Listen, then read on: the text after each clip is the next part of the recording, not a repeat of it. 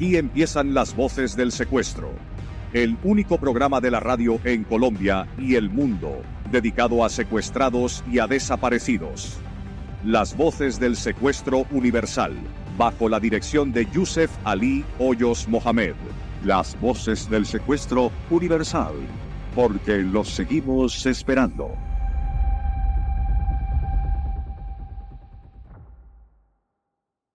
Los sueños se viven con los pies en la tierra. ¿Qué tal, amigos? Mi nombre es Yusef Ali Hoyos Mohamed, soy el director de Las Voces del Secuestro, esta vez en podcast, y están acompañándonos dos héroes que, más allá de victimizarse, viven una historia de superación todos los días. Según datos del Centro Nacional de Memoria Histórica, desde 1990, hay más de 11.000 víctimas de minas antipersonales. El 40% de estas víctimas son miembros de la Fuerza Armada y el otro 60% de víctimas son civiles. Hoy estamos con dos héroes, Nelson y Jaime, que nos acompañan desde el Club Héroes de Honor. Un gusto saludarlos. Nelson, ¿cómo estás? Jaime, ¿cómo estás? Sean bienvenidos. Me gustaría, para poder empezar este podcast, este testimonio, esta entrevista, que me digan quiénes son. Y quiero saber su historia de vida, desde el principio. Bueno, primero que todo agradecer el espacio. Me parece que es muy importante, primero diciendo que estos espacios de visibilización donde podamos contar las historias construyen memoria en el país, que es tan importante para nuestros jóvenes y nuestras próximas generaciones. Mi nombre, como lo decías, es Nelson Ramírez. Yo fui soldado profesional del Ejército Nacional y un 4 de febrero del 2008 me encontraba como orgánico del BSG 55 de la tarea conjunta Omega número 6 en el departamento del Caquetá, y en el desarrollo de esas operaciones, en la operación que desarrollábamos en contra de Raúl Reyes, en esa operación recuerdo mucho el 3 de febrero que en la operación murió un guerrillero y uno de nuestros héroes en esas operaciones de vigilancia. Nuestro soldado profesional observa a un guerrillero, acciona su arma y lo da de baja, y en el momento de ir por el armamento, el guerrillero ya estaba a punto de morir, descargó todo su proveedor y lo asesinó. Y desde ahí, desde el 3 de febrero, empezamos unos combates muy álgidos. Hay que mencionar que llevábamos muchos días en diferentes anillos de las FARC combatiendo en muchas operaciones. Estábamos más de 10.000 efectivos en operación en contra de este cabecilla de las FARC, de un alto mando de las FARC, y en esas operaciones pernoctamos el día 3 y en la amanecida del día 4, después de la hora de almuerzo, de control del registro, encontramos un cocal, y mucho más adelante recuerdo mucho que se llamaba la vereda La Holanda, y en esta vereda pues pernoctamos, hicimos un control de seguridad y nos adentramos a la selva con la mala fortuna de que estábamos en medio de un campo minado. Habían alrededor más de 17 minas, y tipo 4 de la tarde, guindándome hamaca en la raíz de un árbol, pues piso este campo minado que desafortunadamente me amputó la pierna derecha por debajo de rodilla, y pues digamos que ese fue un momento muy difícil porque primero que todo perdí todos los sentidos como la audición, la vista. Fueron momentos angustiosos donde tuve mucho miedo, mucho dolor. Tuve hasta una experiencia, digamos que angelical. Yo sentí que ya iba de la mano con Dios, y en algún momento y en muchos espacios lo he contado, que recordé a mi madre y ya no quería, digamos, que entrara a esa zona como de tanta paz, y de un momento a otro volví en mis 5 sentidos, recobré la audición, recobré la vista. El recuerdo de su madre lo devolvió, claro, prácticamente. Que sí. Y ese recuerdo pues me llenó de mucha ansiedad, de mucha tristeza, porque la primera reacción que tuve fue tocarme la cara, tenía mucha sangre. Lo primero que pensé era que era una emboscada de las FARC por, digamos, todos los combates que habíamos sostenido durante tantos días, y lo primero que hice fue levantarme y dar el primer paso, y lo primero que me pasó fue que caí. Volví a tomar fuerzas, me volví a levantar, di otro paso, con la pierna derecha volví a caer y no me había dado cuenta de que mi pierna estaba amputada. Y la primera reacción fue mirar, cuando encuentro que tenía todo mi pie desmembrado, pero que seguía como atado a los nervios, a los tendones de la piel, y lo había perdido en el corte del tobillo. Desafortunadamente me pasó esto que en algún momento pensé que se había acabado hasta mi carrera militar. ¿Y cuántos años tenía Nelson? En ese momento tenía 25 años, estaba muy joven. 25 años. Como soldado profesional, pues el sueño es llegar a ser hasta suboficial. Yo soñaba inclusive que podía llegar a ayudar a mis padres, para ayudarlos económicamente, para ayudarlos a tener el sueño de su casa, para ayudar a mis hermanos. Pero en ese momento digamos que todos los sueños se frustraron. Fueron momentos agónicos porque lo primero que debía hacer era salir del campo minado. Inmediatamente escuché otra explosión. Eso me llevó a buscar el fusil, no lo encontré en ninguna parte, porque tenía también, después de ver esta condición, las ganas de quitarme la vida, pues por verme así en ese estado. Totalmente. Y lo que hice como último recurso fue arrastrarme, con la gran fortuna de que no encontré más minas en mi avanzada, arrastrándome por el suelo, por la selva, y volví al PAC, que es el punto de encuentro que teníamos, donde estaban todos nuestros equipos y a donde habíamos almorzado en la tarde. Y cuando pude recobrar la voz, lo primero que hice fue gritar: auxilio, sáquenme de este campo minado que acabo de pisar. Y el teniente Valencia, recuerdo mucho, que era el que comandaba nuestro pelotón, nuestra escuadra, lo primero que dijo: no entren, es campo minado, nadie se mueva. Eso me llenó como de más zozobra. Claro. No sabía qué hacer ni para dónde coger en mi condición. Y el enfermero de combate toma la decisión como un héroe de Colombia y entra por encima de la orden del teniente, me lleva en sus brazos, me extrae del campo minado, me pone en un lugar seguro y se comunican con el ejército para que inmediatamente ellos manden ese apoyo y me extraigan de Caquetá. Llego a Florencia, a Medilace, recuerdo mucho el hospital, esto fue hace 15 años, esta historia que te cuento. ¿Y cuántos años llevaba de efectivo? En el tiempo de servicio militar y todo este tema de profesional llevaba alrededor de 5 años. 5 años. Y porque tuve la experiencia de estar en la escuela de militar de suboficiales. ¿Y por qué entró? Eso fue un hecho que lo cuento y es muy triste y lamentable que sucedió en mi vida. Cuando mi familia nos concentrábamos, son oriundos de la Chamba Tolima y del Espinal, toda la familia de mi papá nos reuníamos, que éramos más alrededor de 50 familiares, entre primos, tíos. Recuerdo mucho que el hermano menor de mi papá decidió ser soldado voluntario y en 1997 fue masacrado por las FARC en una toma que se llama la toma de San Juanito Meta. Y en San Juanito Meta 400 guerrilleros de las FARC los masacraron, eran 17 y hasta que acabaron su munición y entregaron su vida. Casi que entregaron a mi tío sin cabeza y al comandante lo quemaron en un palo, y al capitán. Te imaginas los delitos de lesa humanidad que pasaron en esta masacre, que poco se habla. Enlutó a mi familia, nos desintegramos, no volvimos a encontrarnos. Poco después de la muerte de mi tío, mis abuelos murieron por parte de papá. Y digamos que cada tío que tengo pues tomó su camino y las familias realmente nos separamos. Y desde ahí sentí ese sentimiento como de odio y de venganza. Y por eso el 1 de enero del 2002 ingreso al Ejército Nacional como soldado regular, con esa convicción de dejar que las cosas no pasaran así y de alguna manera como retribuir lo que mi tío hizo heroicamente y que tuviera como esa sed de cobrármelas. Pero ya estando en el ejército, ya digamos en la formación, aprendiendo de derechos humanos, de la formación que tiene como todo un militar, pues digamos que ahí cambiaron todos sus pensamientos y ya digamos que cambiaron por ser un servicio entregado a la patria y a los colombianos, inclusive hasta entregar mi vida. Y es por cambió el sentimiento, claro, totalmente durante años de servicio. Claro que entonces empezó siendo un sentimiento de venganza, obviamente por un hecho familiar, y terminó siendo una labor prestada para Colombia. Exactamente. Y no solo eso, sino que mi familia también se sentía muy orgullosa.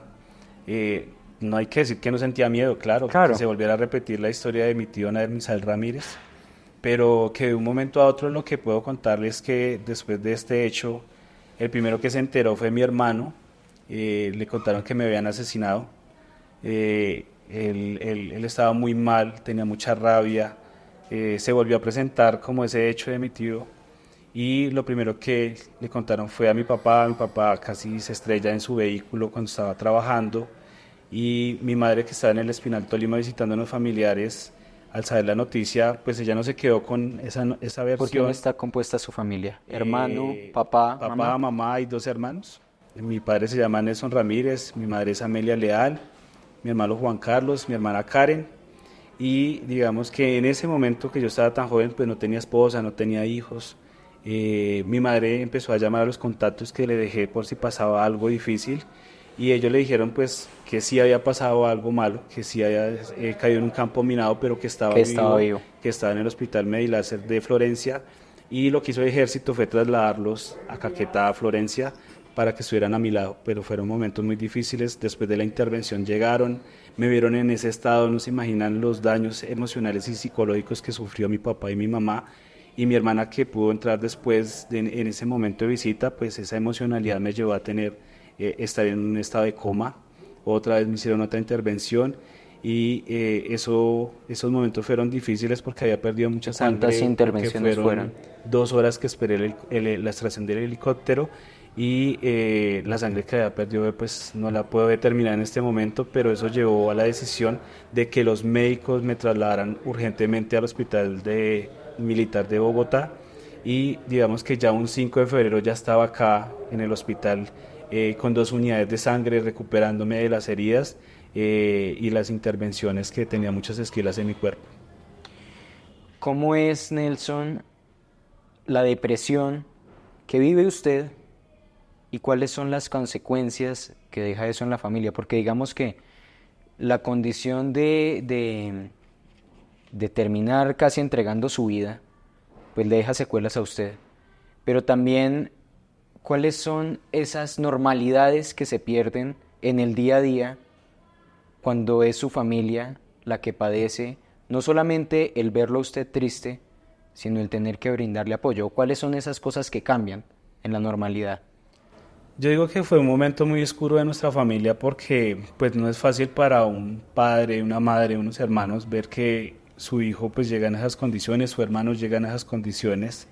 Yo siempre he dicho en muchos espacios que las minas antipersonales son un asesino oculto, son un asesino constante, que en los años empiezan a agravar las secuelas.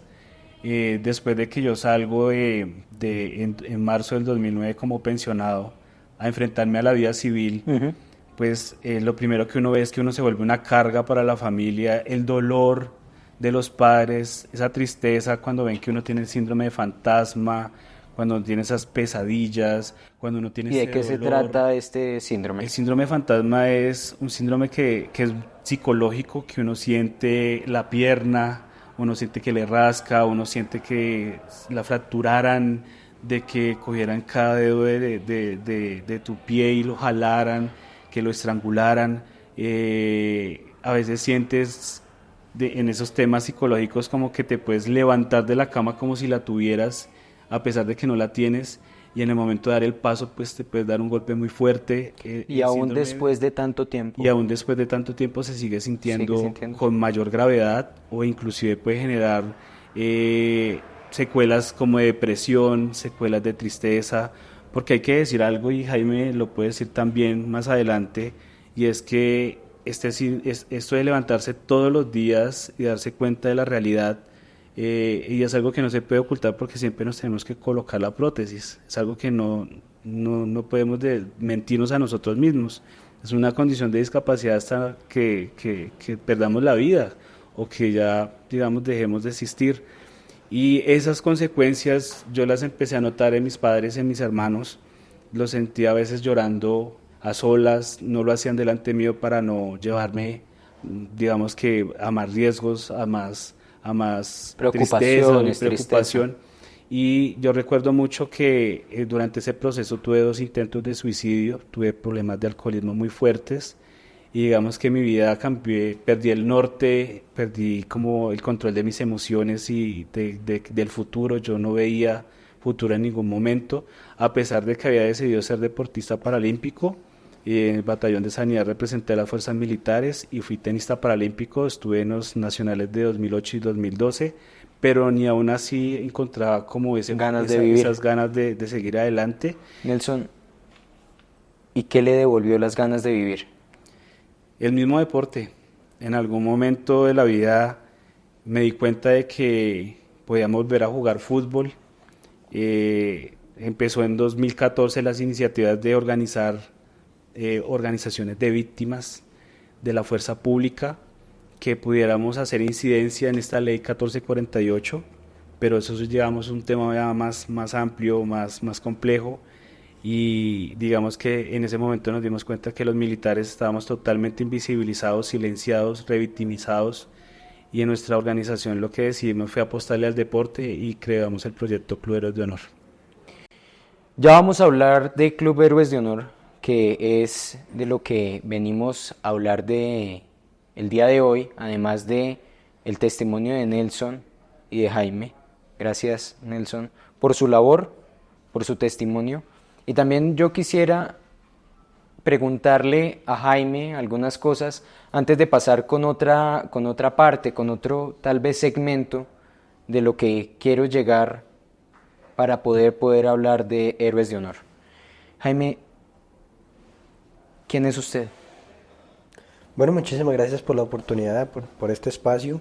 Para nosotros es muy importante. Mi nombre es Jaime Rojas, soldado profesional. Ingresé a la fuerza en el año 2002 a prestar el servicio militar en un batallón de Plan Vial número 6, con sede en Boyacá. Y bueno, inicio una vida militar en donde no estaba en mis proyectos de vida ser militar. Digamos que me fui para el ejército porque precisamente, o sea, el inicio de la historia en el ejército para mí ha marcado algo, y es que el día que, digamos así, me incorporo al ejército, estaba en el sepelio de la mamá de mi papá, ¿sí? O sea, de mi abuela paterna.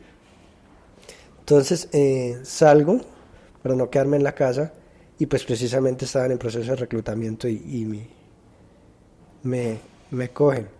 E inicio ese proceso, faltaba ya poco para jurar bandera, y entonces digo, bueno, voy a sacar mi libreta de primera e inicio ese proceso.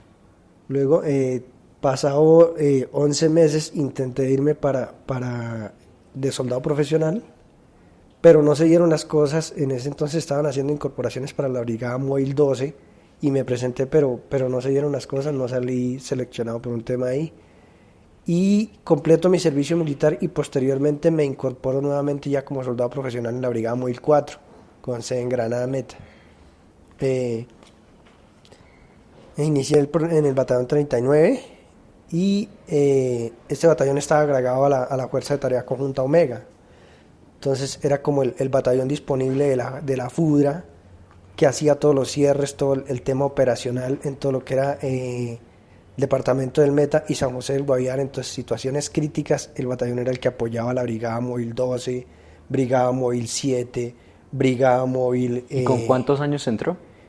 Yo al ejército ingresé a los 18 años. 18 años. 18 años. Inició mi vida militar.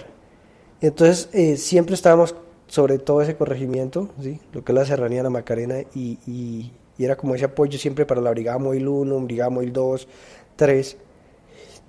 Y después de llevar un tiempo, surge que nosotros salimos a vacaciones, ya como soldados profesionales, salgo a un periodo de descanso, y dentro de ese periodo de descanso se inicia una operación en la cual fue la operación Sodoma, que dio de baja a el Mono Jojoy.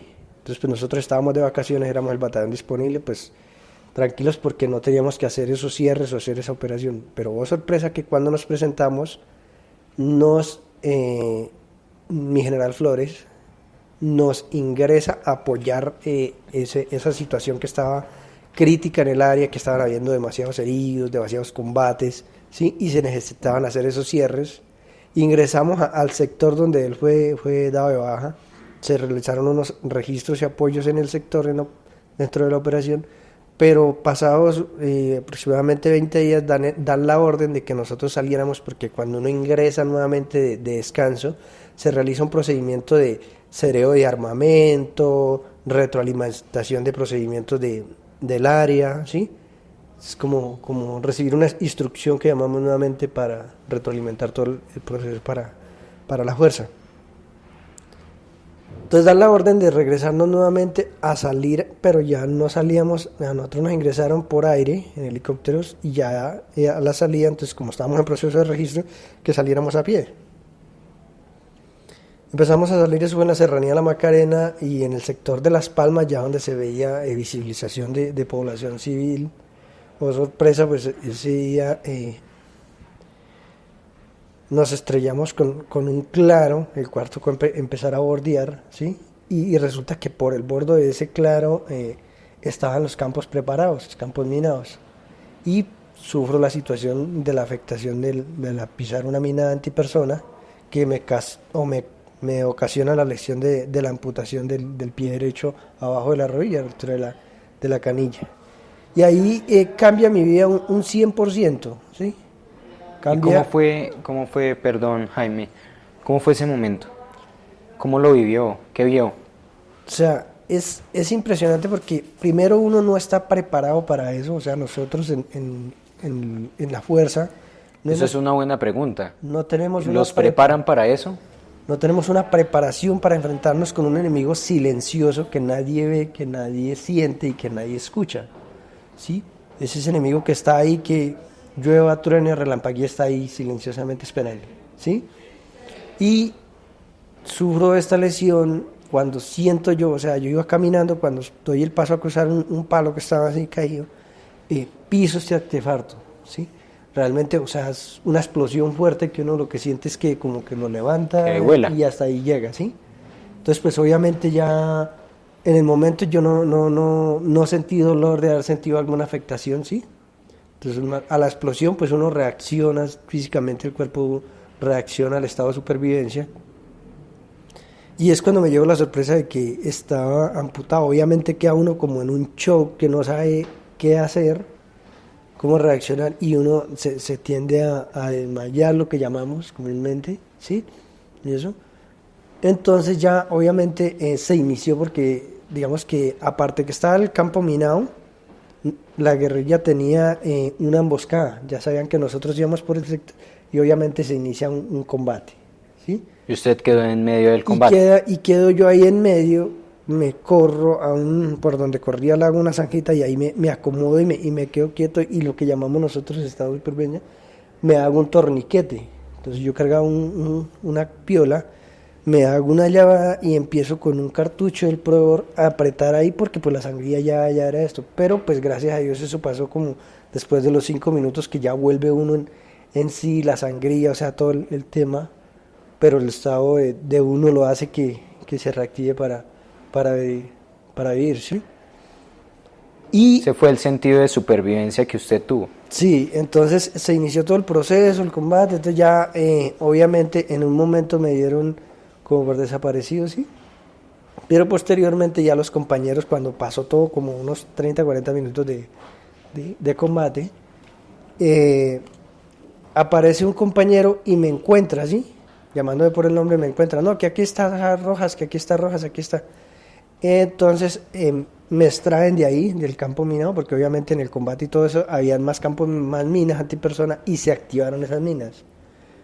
No dejaron lesiones físicas, pero sí salió afectado el capitán, el comandante de la compañía, salió afectado el contrapuntero, salió afectado un compañero, otro compañero, entonces que la onda los afectó a ellos. Uh-huh. De hecho, hay un compañero que está acá, ya salió jubilado por el tiempo, ¿sí? Y él quedó con una afectación psicológica, digámoslo así, del cerebro, ¿sí? Psiquiátrico, que llamamos nosotros, ¿sí? Después de la detonación. Después de esa detonación. Entonces son secuelas que le dejan a uno la vida. Y obviamente de ahí pues ya me extraen, me trasladan. Pero Jaime, esta afectación, digamos, psiquiátrica que tuvo su compañero, ¿Se dio por una onda expansiva o por la afectación emocional de haber estado ahí? ¿Por qué se dio? Digamos que eso es un término que no sabría cómo explicarle, pero se da porque obviamente es una onda explosiva, ¿sí? Que lo levanta y lo golpea. Claro, el Pero golpe. también queda esa secuela psicológica de ver la afectación de un compañero que pierde una extremidad del cuerpo y que estaba en ese momento ahí con él, ¿sí? Entonces eso genera de que, digamos, en el caso de nosotros o en el caso particular mío, en el comienzo, cuando recién estaba ya en mi recuperación, yo estaba acostado y estaba dormido cuando yo sentía que como que caía nuevamente en el campo, ¿sí? Sí. Entonces eso generaba que me despertara, que pegara el grito, que pegara el brinco, o sea, muchas cosas, ¿sí? Entonces eso deja esa secuela en la vida. Para los dos, la pregunta, ¿cómo es dormir? ¿Cómo se duerme después de eso? Pues es difícil, ¿no? Yo digo que esto es un proceso y como todo proceso puede tener avances, pero también puede tener reprocesos. Y yo digo que en mi caso personal han sido más los reprocesos que los avances.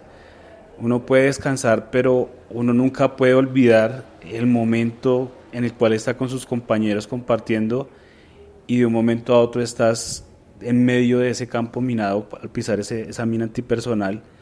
Y en mi caso personal, que hay algo que yo poco cuento, que va a ser una primicia para hoy, para Voces del Secuestro, es que inclusive en el momento de que el médico me corta, digamos, esas fibras y tejidos que sostenían mi pie, yo le dije al soldado, deme el pie. Y yo recuerdo que, como le decimos nosotros, una chuspa, una bolsa, y él lo empacó ahí y yo me traje el pie de mi brazo, yo lo traía acá, y en la camilla improvisada que hicieron, y inclusive subiéndome al helicóptero, cuando la capitana me dice, ese pie izquierdo probablemente lo vas a perder porque yo tenía doble esquirlas en el tobillo y en la planta, pero el pie derecho definitivamente lo van a amputar, ya lo perdiste.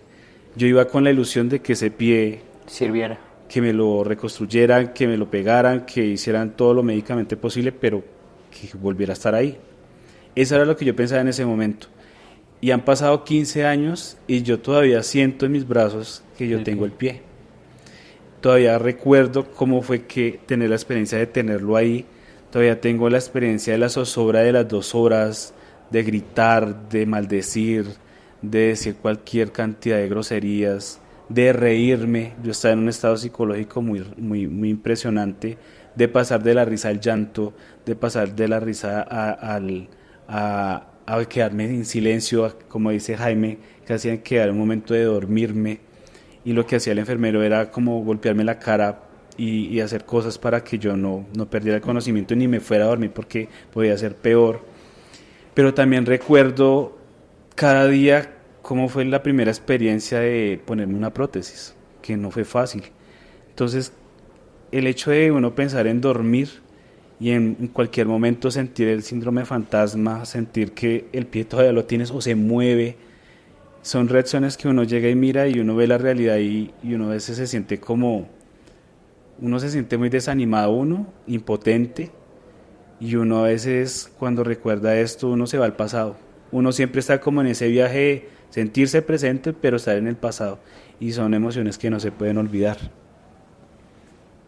Para mí es difícil, o sea, a estas alturas de la vida, después se puede decir, de 13 años de la lesión, aún todavía siento, está uno dormido y siente como ese vacío, ¿sí? De que el pie no está ahí, entonces tú vas a dar la vuelta y sientes ese vacío, y todavía hay esa zozobra del momento en que sucedieron las cosas, ¿sí? Entonces, es complejo, ¿sí? Estar uno dormido buenamente, o en el caso mío sucede que si yo estoy dormido y yo siento que realmente es como si me cogieran los dedos del pie que no tengo y me los espicharan, ¿sí? Y esos son unos correntazos que le produce a uno, no sé, esos como los tendones, y eso, entonces lo despiertan a uno, esa zozobra. Ahorita Nelson y Jaime me decían que no hay preparación que en el ejército para uno terminar amputado de una pierna o de cualquier extremidad. ¿Creen que pudo haber habido una preparación para esto o nada los pudo haber preparado antes para algo así? Yo lo que le comentaba pues anteriormente, en lo personal, para mí una mina antipersona primero va en contra de todos los derechos de la humanidad, ¿sí? O sea, es ese enemigo silencioso que por más que tú estés preparado, nunca vas a saber dónde va a estar, porque es invisible, ¿sí?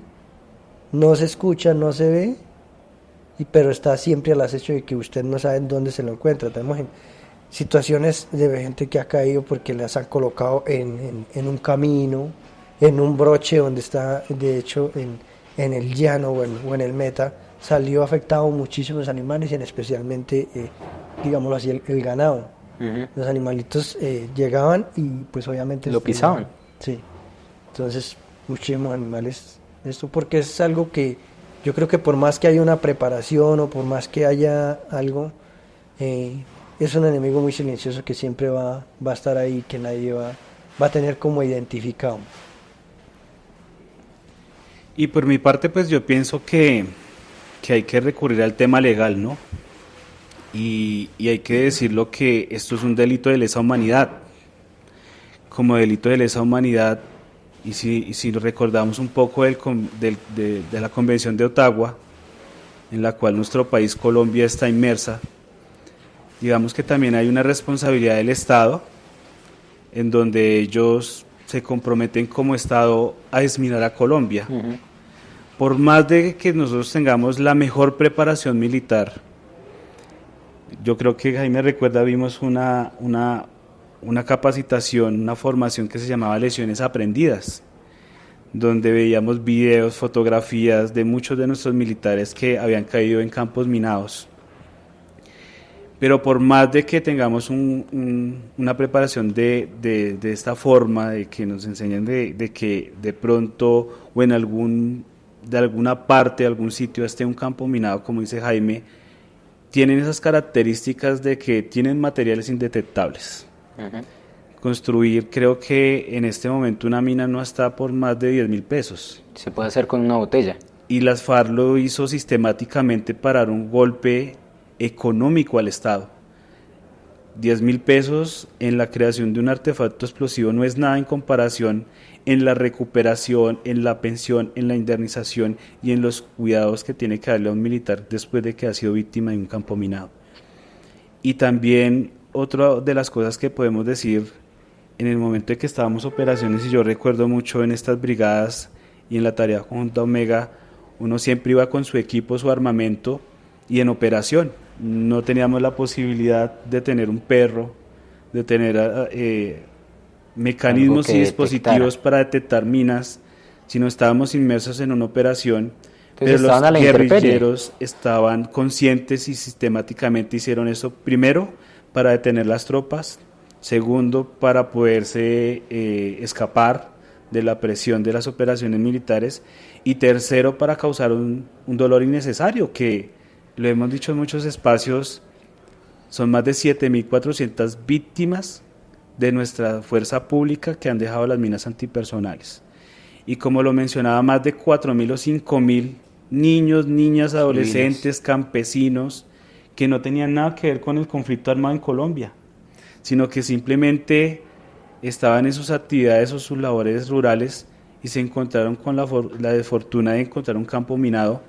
Y como dice Jaime, las minas no discriminan ni entre un militar ni entre un civil, simplemente hacen su daño, y a pesar de esto también hay que mencionar que la construcción de estos artefactos explosivos es algo que es deshumanizante, porque utilizan vidrio, tuercas, heces humanas, y lo que tratan es que no sea simplemente la amputación por la explosión, sino que también te cause gangrena. Exactamente, y que quieren causar una gangrena. Y que causen más afectaciones inclusive médicas.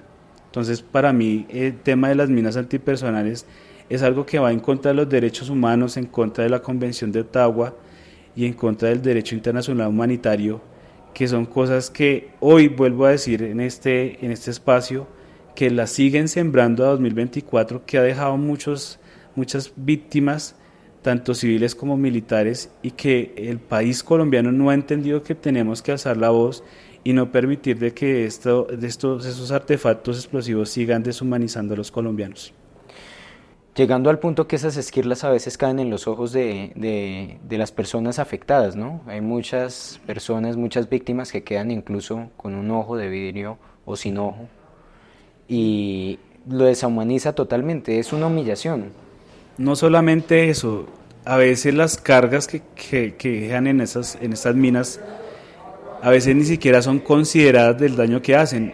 Cuando yo estuve en el 2008, yo recuerdo que habíamos más de 300 militares asignados en la compañía C de Puente Aranda, y no solamente eran por una amputación como la mía, habían personas que habían perdido sus 2 piernas, sus 2 brazos, la visión, la audición, y eran personas que yo a veces veía y yo decía, de por Dios, yo la saqué barata cuando me llegó a comparar con lo que le pasó a él. Y de estos casos vi muchísimos. Yo creo que de los 300 se podría decir que el 50% tenían unas heridas más complejas que las mías, y que estas personas ya dependían de un tercero porque ni siquiera tenían la forma de movilizar la silla de ruedas, o no tenían ni siquiera la posibilidad de comer, o no tenían la posibilidad de bañarse. O sea, ya cuando uno ve las secuelas después es que uno se da cuenta de que las minas deshumanizan a una persona hasta el punto de llevarlo a tomar la decisión de quitarse su propia vida. Para yo tener una línea, digamos, cronológica, me sitúo en la mitad, en donde son la víctima. En el después sé que son los héroes, pero me gustaría conocer al niño. ¿Cuál fue su infancia? Claro, digamos que en el caso mío, la infancia, yo fui criado en el campo, ¿no? Yo con mis abuelitos. Soy de un municipio de Boyacá, el occidente de Boyacá, San Pablo de Bolbur, y allí se vive la zona minera de Esmeralda, ¿sí? Digamos que es un pueblito que nadie conoce, San Pablo de Bolbur, pero este pueblito tiene dos referentes que son 2 minas de Esmeralda, una La Peñas Blancas y otra Coscuez. Entonces yo me crio con ellos en el campo, me crio en ese ambiente de las minas. Entonces cuando yo me crio, empiezo en mi adolescencia, estaban como en ese apogeo, ¿no? Uh-huh. Donde tú ibas a la mina, conseguías dinero fácil, se puede decir así. Allá no había un control de una entidad como el ejército, de la policía, no, porque allá asistían eran los jefes, los que más dinero tenían, cargaban sus escoltas, pero ya personal de ahí mismo, ¿sí? Armados, no tenían una regulación, ¿sí? Sino que todo ese proceso se vivía allá. Entonces me crió en ese ambiente de alegría, ¿sí? Porque se conseguía todo. Era un orden más interino, sí, un poco más rural. Sí. Y ya posteriormente, después de un cierto término, es que vi una situación, pues digamos que mi papá fue miembro, sargento de la policía, pero el papá de mi papá fue uno de los primeros fundadores de exportación de esmeralda de Colombia. Digamos que él fue uno de los pioneros, ¿sí?, de las minas de Peñas Blancas, ¿sí?, junto con señores adyacentes que eran quinteros, ¿sí? Y de ahí sale ese proceso donde ya salen Luis Molina, salen sale Víctor Carranza, ¿sí?, que Víctor Carranza, pues digamos que para mi papá era como una persona muy allegada, ¿sí? Pero él fue como el pionero de ellos, el que abrió ese camino, ¿sí? Los primeros que identificaron que había esmeralda, los primeros que sacaron esa exportación, ¿sí? Entonces mi papá vivía en ese entorno y pues tenía sus medios económicos, pero mi mamá era de bajos recursos, ¿sí? Entonces por eso pues yo me crié en el campo, no conviví con mi mamá mi infancia de niño, digamos, de esto, porque yo me quedé con mis abuelos, según me comentan, desde los 2 años, ¿sí?, hasta mi adolescencia, digamos 10, 12, 14 años, ¿sí? Y ya es cuando ya decido yo salir por mis propios medios a rebuscarme la vida y a conseguir mis cosas y salir adelante, hasta que me dirijo a la ciudad de Chiquinquirá y pasa la situación de mi mamá, de mi abuela, y es cuando ya me incorporo a la vida militar. Pero digamos que mi infancia sí fue una infancia, se puede decir, hermosa, porque quedarse uno en el campo, ¿sí? Tiene todos esos privilegios de conocer, de activarse, esa libertad de que nada lo molesta, de que, ¿sí? ¿Y fue tranquila? Se puede decir que sí. Sí. Viví una infancia. No estuve a mis papás propios, mi mamá, mi papá ahí de lado, pero estuve a mis abuelos que me brindaron. Que hicieron la parte de papás. Sí.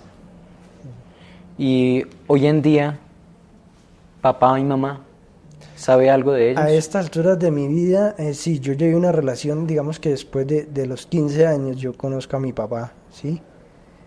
Y ya llevo una relación de vida con él, pero entonces mi papá era muy descomplicado, ¿sí? Como él había sido militar y esa vaina, me decía, no, es que yo no los ayudé a ustedes cuando pequeños, tuve para ayudarlos, tuve el dinero, se puede decir que mi papá tuvo mucho dinero, pero llegó a fallecer en una situación económica de pobreza, digámoslo así. Entonces él decía, a mí no me llame papá, dígame, él se llamaba igual a mí, ¿sí? Jaime Rojas. Entonces se sacó un tema y es una vez de una llamada que yo lo llamé, porque en ese entonces no había teléfono, no había nada, sino había teléfono, era esos de tarjeta que llamaba uno de vereda a vereda. Uh-huh. Y entonces lo llamo yo y no, que necesito que me pase a Jaime Rojas. Y de allá me contestan y me dicen, ¿y con quién hablo? No, pues habla con Jaime Rojas, ¿sí? ¿Pero a quién es? A Jaime Rojas, ¿sí? Entonces de ahí sale el tema, entonces él me dice a mí, no, pues ahora para que nos identifiquemos, usted va a ser Jaime Rico y yo Jaime Pobre, ¿sí? Y iniciamos ese de amistad, ¿sí? Cuando yo ingreso, por eso le decía hace un momento de que el ejército para mí marcó una historia, porque me cogen para prestar servicio el día del entierro de la mamá de mi papá y salgo de prestar servicio al entierro de mi papá. Yo a mi papá se le acabaron los riñones como a los 4 o 5 meses, fue identificado que no tenía riñones, ¿sí? Sufría de insuficiencia renal. Y dentro del servicio yo salgo ya con la mentalidad de que no me había podido ir de soldado profesional, yo, bueno, sí, voy a trabajar con él, ¿sí? Y casualidad que estaba aquí en Bogotá en recuperación, pero digamos que la afectación de la muerte de la mamá de él lo afectó muchísimo. Mi papá vivió solo. Fue pena moral. Entonces él dijo, no, pues ya se murió mi mamá, que era lo más importante, y ya ustedes están grandes, se han vivido sin mí el resto de la vida, ¿por qué no van a vivir? Ahí queda lo que mi papá les deja de herencia para que un día de estos disfruten algo, ¿sí? Pero de mí no esperen nada. Yo ya, el ciclo de vida mío terminó y me voy a morir. Y literal se echó a la muerte y en menos de 3 meses él falleció acá en Bogotá, ¿sí? Entonces yo salgo de prestar servicio y ya estaba ahí entregando dotación y toda esa situación, cuando una llamada de acá de Bogotá, una tía, no, Jaime, que lo necesitan, paso al teléfono y ella llorando y me dice, no, su papá falleció. Entonces eso me marca a mí la vida y posteriormente pues vuelvo y me incorporo para el ejército y es cuando me pasa la situación del pie. Entonces en este momento ya digamos que de mis ancestros, que serían mis abuelos maternos, que fueron los que me criaron, ellos fallecieron ya ahorita hace un poco tiempo. Mi papá fallece, mis abuelos paternos también ya fallecieron, y en este momento solo me queda mi mamá, ¿sí? Entonces es como el referente que tengo. Mi mamá es muy joven, tiene 55 años, entonces pues ese es el único referente que me queda al momento de mis ancestros.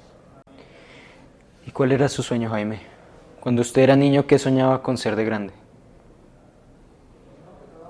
Uno de niño siempre sueñas tener dinero, ¿no? Vivir una vida, y digamos que allá no había como esa orientación o ese consejo de no, tienes que estudiar o tienes que hacer esto, no, ¿sí? Tiene que hacer plata. Sí, sino el tema es el dinero del momento, ¿sí? Entonces uno empieza a trabajar. Yo empecé a mis 10 años a ganar, digamos, en el campo se gana jornal, que llama uno, y me pagaban 400 pesos en ese entonces, por mi día de trabajo. Ahí empieza mi vida y ahí empiezo a tener mis recursos económicos ya para comprar mis cosas, para comprar mis gustos, para comprar mis juguetes, sí, que nunca tuve de pequeñito.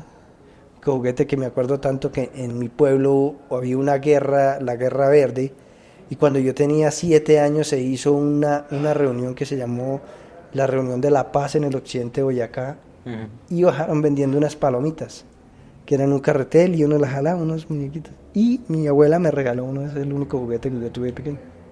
Ese fue el juguete de su infancia. Sí. Bueno, pues muchas gracias, Jaime. Sí. ¿Y Nelson? ¿Cómo fue su infancia? Mi infancia sí fue muy marcada por el tema del fútbol. Con mi papá compartía mucho el tema de que nos invitaba al almuerzo y a ver a la selección Colombia. Fue muy marcada por el tema del asesinato de Escobar, cuando se comió ese penalti en ese mundial. Y recuerdo que siempre era como de niño ese sueño de que la selección Colombia quedara campeona de algo. Y siempre pues con mis padres compartíamos esos espacios y pues me gustaba mucho con mis compañeros del colegio estar jugando también con mi hermano. ¿Y soñó con ser futbolista en algún momento? En ese momento nació ese sueño. La pasión. También con mi hermano compartíamos mucho el tema de ver todas esas películas de Disney, entonces nos veíamos toda película que saliera. Mi papá siempre en ese tiempo recuerdo que teníamos un VHS y siempre que salían películas de este tipo pues nos compraba todo. Mi papá siempre tuvo la fortuna de estar en una gran empresa como Siemens Colombia y de todo lo que aprendió de un conocimiento alemán que tuvo. Él logró aprender el lanzamiento de concreto y esa especialización que hizo, digámoslo así, lo llevó a mantenerse hasta su pensión, que actualmente tiene. Pero también recuerdo mucho que en los colegios que estuve, que fueron varios, porque vivimos en varios barrios de Bogotá, pues siempre habían campeonatos de banquitas, de microfútbol, y siempre me gustaba meterme. O sea, no me gustaba quedarme atrás, y poco a poco eso fue creciendo y cuando nos asentamos en Bosa empecé a encontrarme muchos compañeros que me decían vamos a Poli Kennedy, que queda en el Cayetano Cañizales, y ahí hay un profesor que se llama Hugo Acosta, al cual le hago un reconocimiento después de que nos dejó en vida tanto conocimiento. Él murió en 2019 antes del COVID y que sentó las bases del Club Héroes de Honor. Él desde pequeño me empezó a formar en esta escuela. Yo recuerdo que yo me iba desde Bosa hasta el Cayetano en cicla y llegábamos con todos nuestros compañeros, entrenábamos, hice parte de la selección Bogotá y en algún momento mi sueño era vestir los colores de la selección Colombia y representar al país. ¿Eso era fútbol o microfútbol? Microfútbol. En microfútbol. Después de que tuve toda esta experiencia, muchos reconocimientos, ingreso inclusive al Ejército Nacional y en esa experiencia que te cuento en la Escuela de Suboficiales Inocencio Chincada, tuve la oportunidad siendo alumno de que uno de los sargentos me invitara a una Copa Colombia que se juega todos los años en Tolemaida y pues ya tenían un equipo pues muy formado, muy integrado de muchas personas, pero él me había visto jugar en los descansos y a él le gustaba pues cómo jugaba el microfútbol. Y me dice, quiero que juegue la final. Y oh sorpresa, en la final me pude hacer el gol de la victoria y pues ahí tengo mi medalla todavía dentro de todas esas medallerías que todavía guardo y recuerdos. Y algo que digamos ha pasado durante todos estos 15 años es que ese sueño nunca murió y que de hecho cuando nació Héroes de Honor lo volví a revivir, que yo pensé que era una experiencia imposible pues después de tener una prótesis, pero digamos que esa fue, digamos que de las cosas que más recuerdo y dentro de las que te contaba ahora cuando se reunía toda la familia en la Chamba Tolima, que éramos como más de 20 primos, era que siempre le decía a mi papá, lleve el balón, y allá nos inventábamos con los palos de mango las canchas, e incluíamos a mis tíos en el partido, y pues eran unos partidos muy buenos y muy chéveres, porque no habían ganadores ni perdedores, pero sí era... como decíamos nosotros, una echadera de pata en la familia, muy sabroso y la pasábamos muy rico. Nelson, ¿y cuál es el recuerdo más lindo de su vida? Yo creo que el recuerdo más lindo de mi vida, ahora que yo tuve mis hijos, de hecho tengo 3 hijos, tengo a Yasser, tengo a Sara y a Dana, es que en el momento que estaba con Sarita, y yo recuerdo mucho que Jaime me acompañó a esa maratón. Hay una maratón muy especial acá en Soacha que se llama los 5 Kazuka, y recuerdo que nunca nos habían invitado a esta carrera y pues yo la estaba corriendo con prótesis, y una de las dificultades que uno tiene después de que es víctima de un accidente personal es que a veces uno no puede compartir esas experiencias con su familia y con sus hijos, Muchas veces los hijos quieren correr, caminar, explorar, subir a Monserrate, correr una carrera, una maratón. Entonces recuerdo mucho que en este tiempo Sarita tenía alrededor como de unos 5 años y lo que hacía la maratón en Soacha era que tocaba subir a Cazuca uno solo, darle la vuelta a una montaña, ¿no? Un peñasco, y cuando faltaba 1 kilómetro para llegar a la meta, uno recogía a su hijo que lo estaba esperando con la camiseta puesta y uno recorría ese kilómetro con el hijo o con la hija en mi caso. Y recuerdo que Sarita corrió 2 cuadras y me dijo, papá, estoy cansada. Y yo decía, hija, pero vengo a recorrer como 4 kilómetros y yo no te puedo alzar en brazos. Es decir, yo no puedo más, estoy cansada. Entonces lo que hice fue subirla en mis brazos, en mis hombros, y recuerdo que ese kilómetro, así hubiera sido muy despacio, mi hija la pasó en la meta en mis hombros, y yo creo que es una experiencia que recuerdo mucho. Qué bonito recuerdo. Tuvieron una muy buena infancia. Demasiado, yo diría que a pesar de lo que pasó con Pablo Escobar, de todo este conflicto armado que nos enlutó durante muchos años, nuestra infancia no estaba ni alrededor de las redes sociales, ni el celular, ni el internet, y uno sí podía compartirse un almuerzo sin necesidad de estar como desenfocado en otra cosa, y Totalmente. y digamos que la televisión era algo que unía familias y no separaba. Sí, hoy vivimos separados, cada uno en su cuarto, en su espacio, en su zona, en su ambiente, y nadie comparte. Pues realmente es muy bonito poder escuchar algo así como ese recuerdo, como el que contaba usted, Jaime, estando con su carrito, con su juguete, con el único que tuvo. Sí, claro, eso es una experiencia muy, muy hermosa, digamos que eso queda en la historia de la memoria de uno, porque en ese caso, en mi tierra o en el campo donde yo vivía, allá no había televisión, no existían los celulares, ¿sí? Entonces todos los juguetes eran lo que usted encontraba y le daba como ese Pero usted le daba la forma al valor, juguete. ese valor a ese juguete, ¿sí? Claro. Me acuerdo también la primer bicicleta que yo tuve, eso a mí no se me olvida. Yo tenía como 9 años y me logré conseguir una bicicleta grande, ¿sí?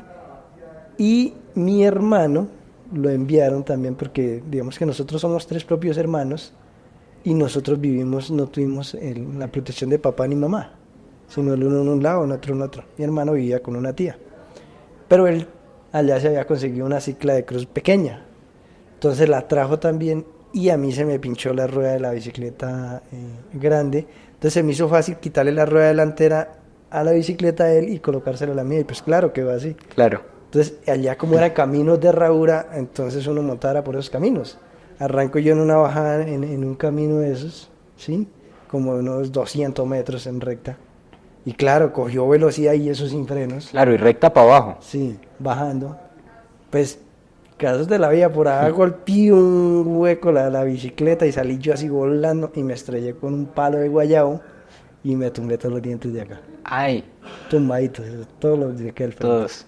Entonces, eso también quedó en la historia. Y uno en el campo, digamos, en esa adolescencia, en la adolescencia de nosotros, se caía, se golpeaba, se raspaba, lo picaban los animales y esa vaina.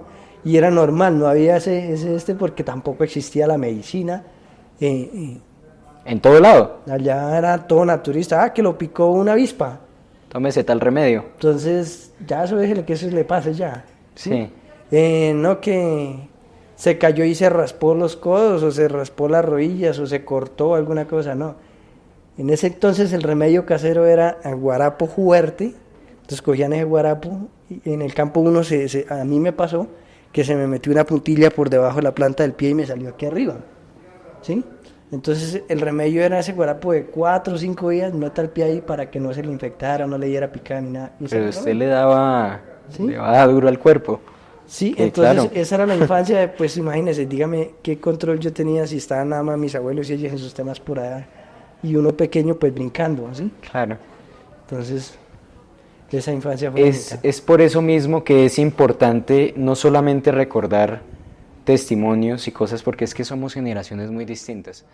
Tal vez yo no he vivido un golpe que me haya tumbado todos los dientes o una puntilla que me atraviese el pie, pero es importante recordarlo para poder saber cuáles son las diferencias entre las generaciones, y realmente es que somos una generación, mi generación, es una generación que se ha aislado de todos, que se ha separado de todos, que la tecnología lo ha llevado a un punto donde solo importa el individuo y no el conjunto, y además de eso que es delicado en todos los aspectos, físico, psicológico, emocional, y es por eso mismo que la memoria debe conservarse y que se deben abrir espacios para saber cómo era el tiempo antes.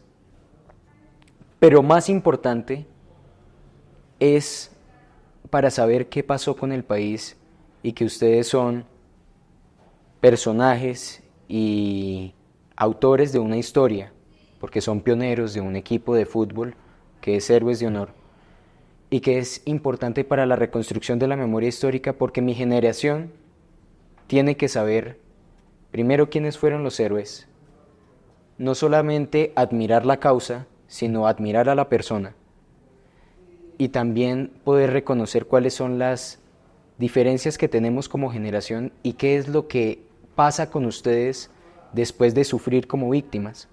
Porque se sabe que antes de un atentado a la vida y a la dignidad humana, como es una mina antipersona, había una persona antes. Antes de eso había una persona. Antes no era un militar, antes fue un niño, tuvo infancia, tuvo sueños. ¿Cuántos sueños quedaron rotos? ¿Cuántos anhelos quedaron perdidos? Y es una buena pregunta. ¿Cuál fue el momento más doloroso en su vida, Nelson? En mi caso, el momento más doloroso, primero fue que no pudiera volver a jugar una cancha, que no pudiera seguir ese sueño de ser futbolista. ¿Y usted es hincha de quién? Del América de Cali. La América de Cali. Y también del Barcelona de España. Y eso de que no pueda estar en una cancha a mí me frustra. Me da mal genio, me da tristeza, me da dolor, me da impotencia. Y otro sueño que también me duele mucho es que no haya podido terminar mi carrera como militar, que no haya podido llegar a pensionarme, haber salido por la puerta con honores cuando le entregan a uno su camuflado y que uno dice, le doy un adiós a la bandera por un momento y que uno retorna como al seno de su familia. Eso de verdad para mí fue un triste recuerdo, pero también algo que me frustra mucho es esos sueños que tenía con mi familia y esos que todavía no he podido hacer con mis hijos. Hay muchas limitaciones que están de por medio cuando ya uno tiene una condición de discapacidad. Los hijos uno tiene que reconocerlos que son como si le pusieran unas 40 pilas Bartar, Everready, que nunca se descargan. Y recargables. Sí, a veces uno no da abasto con toda esa emocionalidad y con toda esa energía que ellos quieren experimentar con su papá, y a veces eso también te frustra, esos sueños de poder compartir el caminar, el ir a un parque, el de poder practicar un deporte, y a veces uno en los hijos nota esa tristeza de que me pasó en mi caso personal. Muchas veces mi hijo y mis hijas, cuando les regalaba a veces un superhéroe, ellos le quitaban un pie al muñeco. Y cuando yo veía que encontraba los muñecos así, no reaccionaba con rabia, sino que yo sentía de que ese héroe que ellos tenían, ¿no? Esa Barbie que tenían mis hijas, decían, es igual que papá. Y eso a mí me llenaba de frustración, de rabia, de tristeza, de decir, qué triste que esto también haya afectado a mis hijos de alguna u otra manera. Inclusive también Jaime cuenta algo de su hijo. Sí, claro, digamos que nosotros, o en el caso personal mío, la lección para mi hijo me ha hecho preguntas a rato sin respuesta. ¿Y qué le ha como preguntado? es el ejemplo de una vez que llegó y me preguntó, papá, ¿usted por qué le falta un pie? ¿Sí? Mi hijo pues nació, se puede decir, 3 años después de la lesión, 4 años, pero ellos no asimilan eso. Entonces ellos creen que uno puede correr igual a ellos, trotar igual a ellos, jugar igual a ellos, ¿sí? Ya hoy en día él tiene 10 años y él siente ese afán de que si yo me voy a levantar de la cama, entonces él se preocupa de que yo o tenga, digamos, los bastones ahí o las muletas, o que la prótesis esté ahí, ¿sí? Sí. ¿Sí?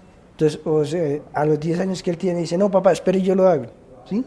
Entonces está esa necesidad y esa preocupación de él al verlo a uno, y ya él asimila que es una discapacidad, que es algo que, que no me da la misma posibilidad de igual a él, ¿sí? Entonces a él lo ha marcado muchísimo, lo ha afectado. Él actualmente prácticamente vive conmigo todos los días, y entonces él vive es como esa tristeza interna, ¿sí? Y que a uno lo acompleja porque, digamos que mm, cuando recién empezó como a entender, siempre preguntaba, ¿cómo fue? ¿Dónde fue? ¿Y por qué? ¿Quién se lo hizo? ¿Cómo? ¿Sí? Siempre quiso saber más. Sí, entonces esa exploración, esa curiosidad de ellos y ver que es una lesión, y existía la pregunta, papá, ¿y el pie no le vuelve a nacer? ¿Cuándo le nace el pie? ¿Sí? Entonces, eso marca.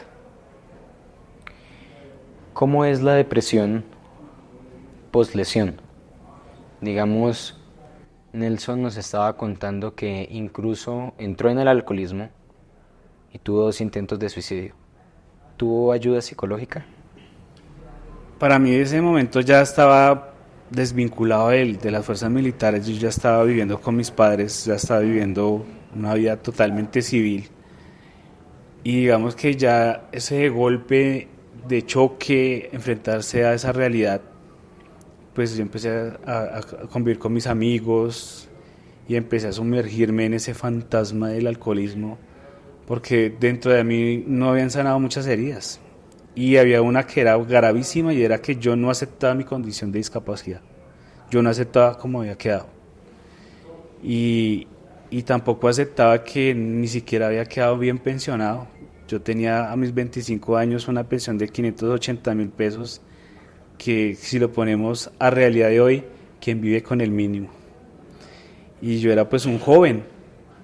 Y esto, y ver la realidad de mis padres, verlo afectado, lo triste, lo humillante que fue para ellos, la carga, las emocionalidades, las tristezas, haberlos visto a veces llorando en el baño, sentirlos, y yo decía... Incluso que lo ocultasen para no hacerlo usted sentir... Total, entonces yo decía tristeza. que esas cosas que estaban pasando, no, dentro de mí no lo podía calcular, que me estaban afectando fuertemente. Y muchas veces que llegué en esos estados de alcoholismo muy altos, yo me encerraba en mi cuarto, y yo lo primero que hacía era que, pues como sabía mucho de este tema de los primeros auxilios, era que buscaba un catéter, me lo colocaba y simplemente le daba rienda suelta que saliera toda la sangre. Y muy diferente a los que se cortan las venas y Claro. todo ese tema, pues tener un catéter abierto es todavía más grave. Y entonces pues mis padres se preocupaban, mis hermanos, ¿y dónde está mi hermano? ¿Dónde está nuestro hijo? Está encerrado, y no abría, no respondía. Cuando entraban, pues encontraban todo las baldosas del piso llenas de sangre. De sangre.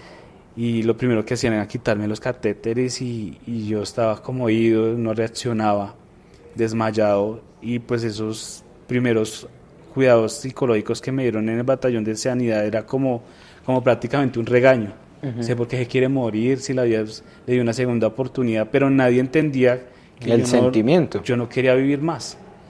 Yo no le hallaba sentido a ver a mis padres así, al verme en mi situación que he tenido actualmente para toda esta vida que me queda.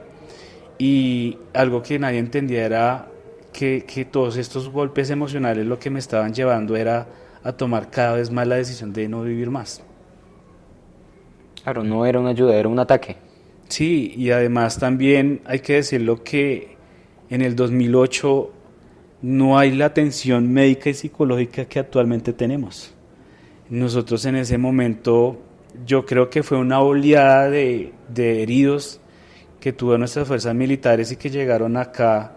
Por eso te decía que era un hacinamiento de 300 militares en un batallón, en un alojamiento, porque un alojamiento está hecho como para 100 personas y éramos 200, 300 y con heridas muy graves, con dolores, gente en silla de ruedas, gente con tutores, gente con muletas, gente que no se puede ni levantar. Entonces yo creo que en ese momento que nosotros vivimos este hecho tan difícil, yo creo que el apoyo psicológico no fue suficiente. Si no se priorizaba como ahora sí se prioriza el apoyo psicológico. ¿Ahora sí se prioriza? Ahora hay un enfoque psicosocial y que aborda un poco a la familia, pero le hace falta mucho. Le hace falta mucho porque hay algo que no ha entendido la sociedad o no ha entendido la salud de nuestras fuerzas militares, es que detrás de una víctima directa hay unas víctimas indirectas y son nuestras familias que han tenido que asumir las heridas de sus hijos o de sus esposos muy difícilmente. Y esas cargas emocionales yo creo que nadie las va a reparar ni nadie las va a sanar si no se interioriza una atención psicosocial de calidad para esas víctimas indirectas. En ese caso, ¿cómo se supera esa depresión poslesión? ¿O cómo fue su proceso? ¿Qué vivió? ¿Qué sintió? Bueno, en el caso mío, después de la lesión, igualmente pasé por una situación crítica. Digamos que se siente en el primer impacto que genera uno es que uno siente que se vuelve un estorbo para la sociedad, siente que se vuelve una carga para la familia, ¿sí? Entonces ver, en el caso mío, a mis hermanos, a mi mamá, yo los veía en esa necesidad, ¿sí? De cómo está uno, de qué le sucedía a uno, ¿sí? Si le está doliendo, si no le está doliendo. Entonces eso empieza a llenarlo a uno de esa emoción que no expresa uno porque uno siempre quiere demostrar esa jerarquía para no afectarlos a ellos, pero internamente uno se está consumiendo. Y ahí entra, en el caso mío también dentro, yo no llegué a intentar con mi vida, pero sí entró el proceso de alcoholismo, ¿sí? Entonces digamos que todos los días tomaba, digamos que ya no me importaba nada en mi entorno, ¿sí? Y ya sentía que todo el mundo me veía con lástima. Entonces ya eso lo empieza a reprimir a uno, ¿sí? A llevarlo a querer estar como encerrarse, como quedarse quieto, como, ¿sí? Entonces ese fue mi proceso. Después de ya un tiempo largo de todo ese proceso donde sufría mi mamá, sufrían mis hermanos, ¿sí? Porque pues yo no tenía hijos, en mi mente no había estado de hacer hijos, ¿sí? Entonces, pues yo estaba solo. O sea, todo eso me lleva a pensar en tomar decisiones de quedarme quieto, quedarme encerrado. El estado económico, por más que salió una reparación, ¿sí? Una indemnización y salió una pensión, no daba como esa capacidad para usted sentir que quiere sobrevivir, que quiere esto. ¿Y a ustedes los indemnizan? Hay una reparación que nos hacen a nosotros, pero pues en lo personal para mí yo digo que esa reparación la haces como el seguro que tiene uno.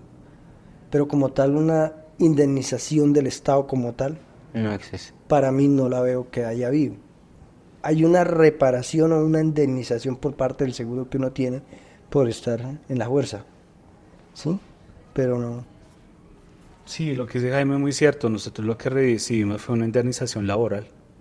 Como cualquier ciudadano, claro, cualquier trabajador en una empresa, por un accidente laboral le pagan esa afectación que tuvo en su desarrollo laboral. Eso fue lo mismo que nos pasó a nosotros. Pero jamás recibimos una reparación como víctimas y jamás recibimos una reparación por lo que el Estado se tenía que responsabilizar, que era haber quitado los campos minados de Colombia.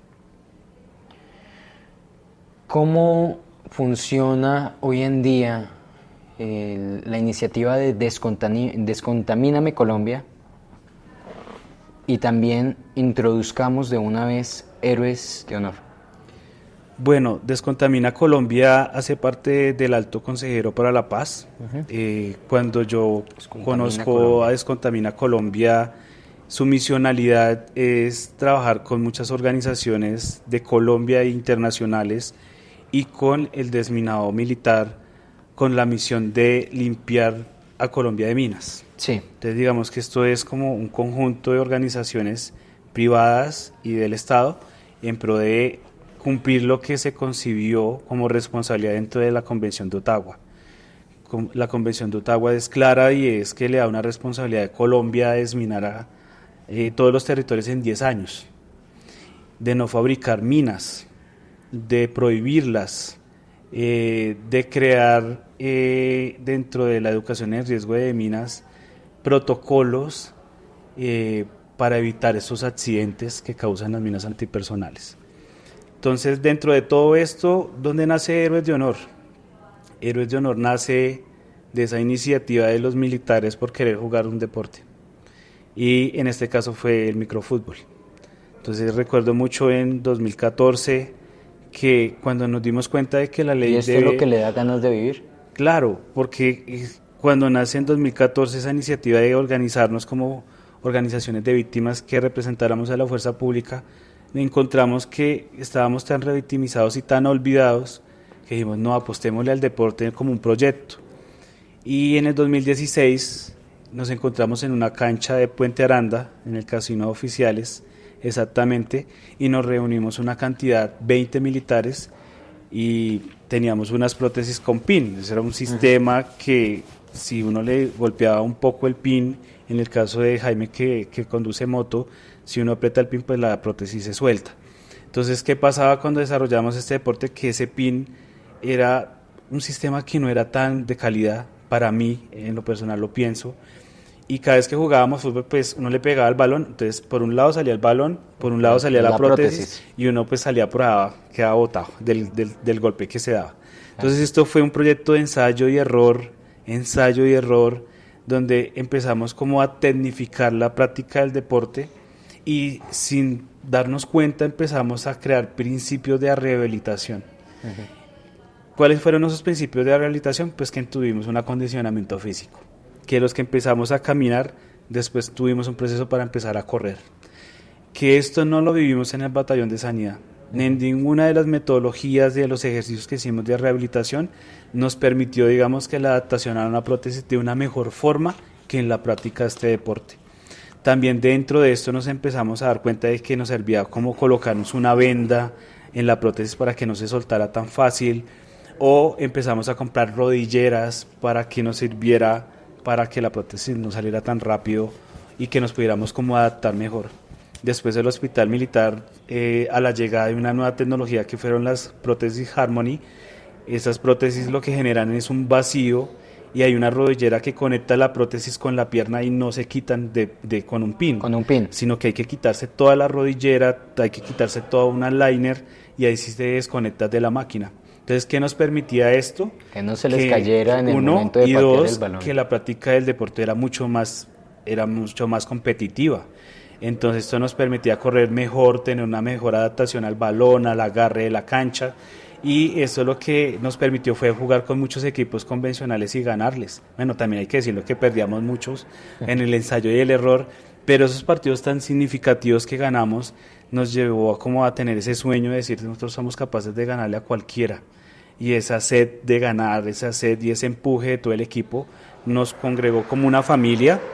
Hay que decirlo que aquí a todos los que componemos este club lo hacen parte militares del Ejército Nacional en todos los grados del Ejército Nacional, y que todos tenemos amputación por debajo de rodilla. No hemos explorado los que tienen rodilla mecánica o los que tienen otro tipo de discapacidad más grave. Nosotros pues a lo máximo que hemos logrado vincular en nuestro club es personas que están amputadas de ambos pies, pero pues poco a poco nos hemos dado cuenta que es difícil, pero pues lo logran.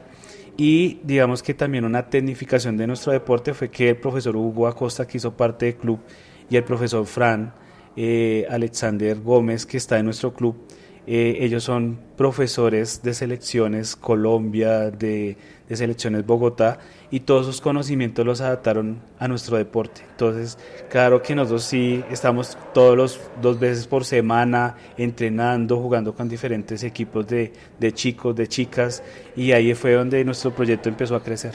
Ustedes son pioneros del fútbol con prótesis aquí en Colombia y en el mundo, ¿no? Porque en el resto del mundo no se habla del tema. Y es que no es desconocido para nadie que en Colombia es uno de los países que más minas antipersonales tiene. ¿Qué otros equipos hay? ¿Hay más equipos en Colombia? Claro que sí. Nosotros cuando empezamos con esta iniciativa, nuestro primer sueño era que no fuéramos los únicos, porque pues ser pionero en el mundo pues Claro. no tiene sentido jugar toda la vida contra nosotros mismos. O jugar con convencionales pues siempre nos limita, porque nosotros estamos conscientes de que esa limitación física pues siempre nos hace regular mucho el juego. Entonces se inició una iniciativa en Caquetá, Warriors Héroes de Caquetá también creó en su momento el club, allá está, y también está muy funcional, y somos, digamos, los únicos 2 clubes reconocidos con personería jurídica y que hacemos parte del Sistema Nacional del Deporte activamente actualmente, y que esperamos que esto pues también sea una oleada para todo el país y que se creen muchos más clubes y que podamos tener competición nacional e internacional. Es así como está constituida la organización. Tal cual, como un club deportivo.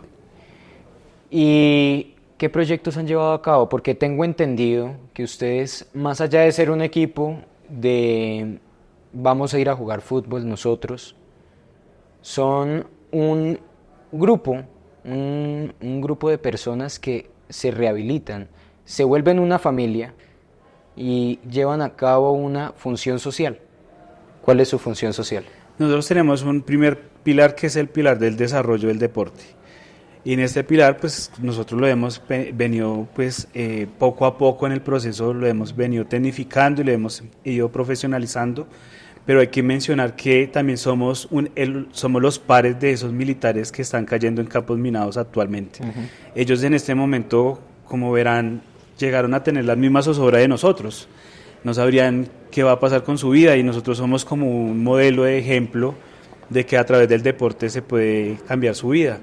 Entonces muchas veces vamos al batallón de sanidad o a otras partes donde están los heridos en combate y que han perdido sus piernas por mina, y les decimos jueguen con nosotros en la cancha. Entonces muchos de ellos están en bastones, en sillas de ruedas, o están iniciando el uso de la prótesis en su proceso de rehabilitación, y los invitamos a la cancha y jugamos nosotros con ellos y compartimos, y yo creo que ese ejemplo o esta experiencia les cambia la vida, y no solamente para que jueguen el microfútbol adaptado, sino digamos que jueguen cualquier deporte, ¿sí? Y digamos que otra de las actividades sociales que tenemos es que hacemos parte de una comunidad de fundaciones que utilizan el fútbol para el desarrollo. Entonces con nuestros compañeros de club le apostamos al tema de la formación y la capacitación. Entonces por medio de fundaciones como la Fundación Selección Colombia y otras fundaciones atraen a muchos entrenadores de otros países, y tuvimos la experiencia de estar con la Fundación Barcelona, tuvimos la experiencia en mi caso de estar con entrenadores de alto nivel alemanes o entrenadores de otros países que traen esas metodologías del fútbol para el desarrollo para que las apliquemos en territorio. Entonces en nuestro caso fuimos formadores de formadores, hemos tenido capacitación de fútbol para la paz, de fútbol para la transformación social. Entonces lo que hacemos es que en estos espacios nos traen esos niños, niñas y adolescentes de muchas comunidades de departamentos olvidados, ocultos, y a través de lo que nosotros aprendemos se lo compartimos para que ellos se vuelvan líderes replicadores en sus comunidades. Eso como primer y segundo pilar. Entonces ustedes tienen un plan de desarrollo del deporte y también de desarrollo de capacitación y formación. Capacitación y formación. Entonces ustedes se vuelven formadores de formadores a través de conocimientos y en metodologías de lo internacional, del fútbol internacional. ¿Cuáles son los otros pilares? Ese tema del impacto social, digamos que va mucho de la mano de la formación integral, de ese pilar de formación, porque nosotros tenemos una misionalidad, y hay que decirlo, que a pesar de que llevamos 10 años y que no tenemos el apoyo económico de nadie, nosotros con nuestros propios recursos y el apoyo de la empresa privada, porque tenemos, hay que decirlo, patrocinadores muy importantes, como lo es FCS, Golaris, Apris, Gatorade y otras empresas que, como Nuevo Fútbol, en diferentes espacios nos apoyan. Ellos nos brindan ese tema del recurso material, los uniformes, los balones, los tenis, el tema de la posibilidad de tener hidratación, de estar en las canchas como Faisaye. Tenemos unas canchas en la Avenida de las Américas con 68 donde nos brindan esos espacios para entrenar. Entonces, nosotros, ¿qué hacemos con todas estas ayudas? Lo que la ponemos en pro de llevar a los espacios a niños, niñas y adolescentes. Y eso nos ha permitido impactar a más de 17,000 niños, niñas y adolescentes, que es una cifra grandísima. Y es una cifra que queremos a unos años llegar a 25,000 o a 30,000.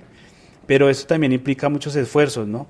Hay que conocer las metodologías, hay que estudiarlas, hay que profesionalizarnos, hay que estar en constante aprendizaje, en capacitación y formación, y además de eso, pues hay que conocer las dinámicas de esos niños, niñas y adolescentes, porque las localidades de Bogotá manejan unas dificultades muy diferentes. Claro. Y a nivel nacional o en los territorios también son muy distintas. Entonces hay que conocer un poco de lo que se necesita, y por eso nosotros casi que nos sumergimos en los colegios privados y públicos. ¿Por qué? Porque los niños están estudiando, hablamos con los directivos de los colegios y nos inventamos unos proyectos como invítenos a jugar con ellos o invítenos a jugar con los profes, y después entramos a las aulas como a contarles nuestras historias de vida, de superación, de resiliencia a través del deporte y cómo no ser parte del conflicto armado. Y hay un mensaje que llevamos siempre a donde estamos, y es que queremos quitarle actores al conflicto armado a través del deporte. Bueno, pues son muchos pilares que van desde el desarrollo del deporte a la educación, a la formación, terminan siendo sensibilizantes con la gente, termina volviéndose una sensibilización, una visibilización de lo que es el conflicto armado. Y digo porque la pregunta es, ¿el conflicto armado acabó? No, y ahí nombraste uno de nuestros pilares más importantes, y es el tema de la visibilización. Y es uno que nos ha llevado a tener hasta problemas legales. Dentro de esto que hemos luchado durante estos 10 años, estos espacios donde hemos podido estar en canales privados, en canales públicos, en la creación de micrositios, nuestra organización estuvo muy de la mano con la Comisión de la Verdad, creando esos espacios de llevar la voz, de decir la verdad, desde nuestra victimización, de decir por qué un militar es víctima. Es que Colombia no lo ha entendido. Porque detrás de un camuflado, de un pixelado, hay un ser humano que tiene una familia, que, como lo decías al inicio, era un niño. Era un niño que tenía unos sueños, que se dedicó, fue a defender la bandera, los derechos humanos, que hizo parte de una organización del gobierno del Estado para entregar hasta su propia vida a los colombianos, y que inclusive nosotros pensamos ahora que lo seguiríamos haciendo, y que se lo pregunto hasta inclusive a Jaime, ¿usted se volvería a colocar el camuflado? Claro que sí, digamos que en el proceso que uno realiza empieza a coger ese amor por el camuflado, por la patria, por nuestro pueblo, ¿sí? Y empieza a generar ese compañerismo, esa necesidad de luchar, ¿sí? Por un mañana mejor, no para nosotros, sino para nuestros hijos, que son los que vienen y que son los que van a vivir esa situación que se está presentando hoy en día y que nos está afectando, porque aún se sigue, ¿no? En alguna ocasión yo decía, y me preguntaban sobre el tema de que qué opinaba sobre la negociación de paz que se hizo en La Habana, y pues para mí no es que haya favorecido mucho. No, y es que no hay representación de ustedes. No, primero no hubo una representación de nosotros como las víctimas directas de la fuerza pública. Segundo, no había una reparación o no había una integración por parte del personal, digamos, ellos que fueron los que causaron las lecciones y que han venido causando esta situación que está viviendo el país día a día, y que lo que ha hecho es que se ha replegado más, porque inicialmente pues habían dos grupos que eran los grupos al margen de la ley más poderosos, pero hoy en día vamos a ver y ya no hay dos grupos. Entonces lo que hizo prácticamente es esa negociación fue demostrarle a los grupos al margen de la ley mínimos, alces en armas, siéntese a negociar con Estado y llegue directamente al Congreso sin hacer una reparación a las víctimas que vaya dejando. ¿Sí me entienden? Sin hacer una indemnización al pueblo colombiano que ha sufrido las necesidades, porque digamos que el pueblo más impactado es el campo. Ujú. Los campesinos han vivido la necesidad de las lesiones a sus animales, que es la necesidad, Que es como viven, Sí. es de lo que comen. ¿sí? Que es los que le generan esa economía a ellos para subsistir, y no ha habido esa reparación, ¿sí? El gobierno no ha hecho que estos grupos, que ya digámoslo así, en el caso, lo hablo muy abiertamente, el grupo de la FARC hizo un proceso, pero al momento, en mi caso, yo no veo que haya hecho una reparación como tal a las víctimas generadas por parte de ellos. Es que incluso en temas de secuestro, cuando, por ejemplo, se habla de los acuerdos de paz, nunca hubo reparación en temas de secuestro. Se dijo que iba a haber reparación en temas de secuestro y que se iba a entregar muchísima gente que estaba todavía en cautiverio, pero en papel nunca hubo nada y nunca se entregó a nadie.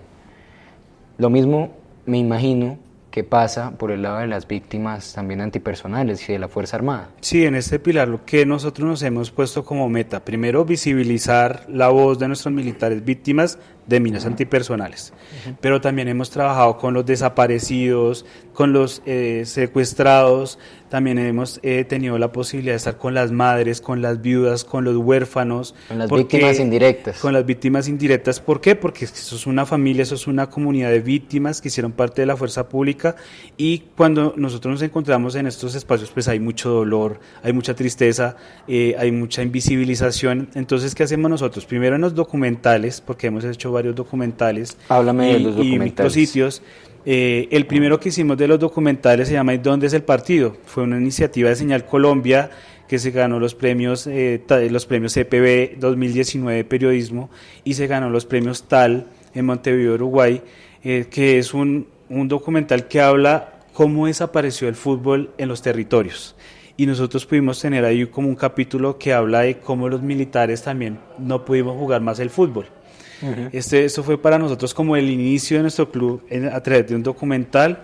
Después tuve una experiencia muy bonita cuando fui nominado a Titanes Caracol en 2019, donde se muestra el tema de las minas antipersonales, cómo afecta a nuestros militares. Fuimos finalistas en la categoría de salud y bienestar. De más de 2.800 iniciativas que se presentaron, nosotros quedamos en nuestra categoría como los 5 mejores del país. Eso nos llena de mucho orgullo, y ahí pudimos visibilizar a nuestros militares, a sus familias, cómo hacíamos el tema del deporte y cómo eso lo llevábamos a los niños y a los adolescentes que hacían parte de fundaciones, que hacen parte de nuestro apoyo, digamos, porque somos como un sistema integrado de muchas personas y de fundaciones. Y esos niños, yo creo que se sentirán muy felices de haber estado. Yo los conocí, nos los conocimos como muy pequeños, y ahorita cuando hacemos proyectos pues ya son unos chicos re grandes, y dicen, yo recuerdo cuando yo era un pelado y salí en televisión gracias a ustedes en Caracol. Entonces para nosotros todas esas cosas pues nos llenan de mucha alegría, y dentro de todo este proceso hicimos parte de un micrositio que se llama Nuestra Memoria Cuenta, que la lideró el Club Héroes de Honor desde 2019 como hasta el 2022, pero que fue una iniciativa que recogía las memorias de todas las víctimas de todas las fuerzas, pero que fue invisibilizado por el Centro Nacional de Memoria Histórica. Porque al principio en nuestras memorias cuentan, empezaron ustedes son pioneros de eso, y después se fueron juntando las demás fuerzas, las como demás la policía, fuerzas. la Fuerza Aérea. Y aquí entonces es este tema con María Gaitán, directora del Centro Nacional de Memoria Histórica, que silenció eso, lo censuró por completo, quitó el micrositio. Hay que contar que ya se había hecho un proceso de lanzamiento con el doctor Acevedo, en su momento como director. El predecesor a María. Y ya habíamos hecho el lanzamiento con las fuerzas militares del micrositio. Él estaba alojado en la página del Centro Nacional de Memoria Histórica y le permitía a cualquier colombiano de ir a leer estas historias tan dolorosas, de donde mostraban las fotos de cuando estaban heridos, y digamos que no solamente mostraban las de nosotros que representaba el Ejército Nacional, sino estaba Policía Nacional, la Fuerza Aérea, estaba la Armada Nacional, y mostraba ese contexto, ¿no? De por qué un militar es víctima. Para nosotros era muy importante porque era un micrositio desarrollado por el Centro Nacional de Memoria Histórica, pero a la llegada de esta señora, directora María Gaitán Valencia, lo primero que hace es quitarlo de online, lo censura totalmente, y nosotros estábamos también en el lanzamiento del documental y estábamos en el lanzamiento de nuestro documental Con los pies en la tierra, que es un documental que financió el Centro Nacional de Memoria Histórica, que fue una iniciativa propia del Club Héroes de Honor, y que ella relativamente en algunos días lo bajó de YouTube, que fue digamos que la única forma de visibilizar. ¿Y esto lo financiaron en la época de Acevedo? Sí, esto lo financiaron a la salida casi del doctor Acevedo. Fue un proceso que estuvo en el gobierno anterior y en el que inició del presidente Gustavo Petro, y lo que pasa, digamos, que en esto fue que al lanzamiento del documental ni siquiera el Centro Nacional de Memoria Histórica asistió, y poco después nosotros le pedimos en una reunión que se desarrolló en diciembre del 2022 con otras organizaciones de militares víctimas que se sintieron afectados por estas iniciativas que tomó la directora de censurar, de invisibilizar a nuestros militares víctimas. Ella decidió pues tildarnos de paracos, de los responsables de la muerte de su abuelo, de que ella no estaba de acuerdo con que nuestro documental estuviéramos encamuflados recordando, o nosotros queríamos como recordar y contarle dentro de la memoria histórica cómo fue usar un camuflado y cómo fue entregarle nuestra vida a los colombianos. Además que el camuflado cuenta como una pieza de honor.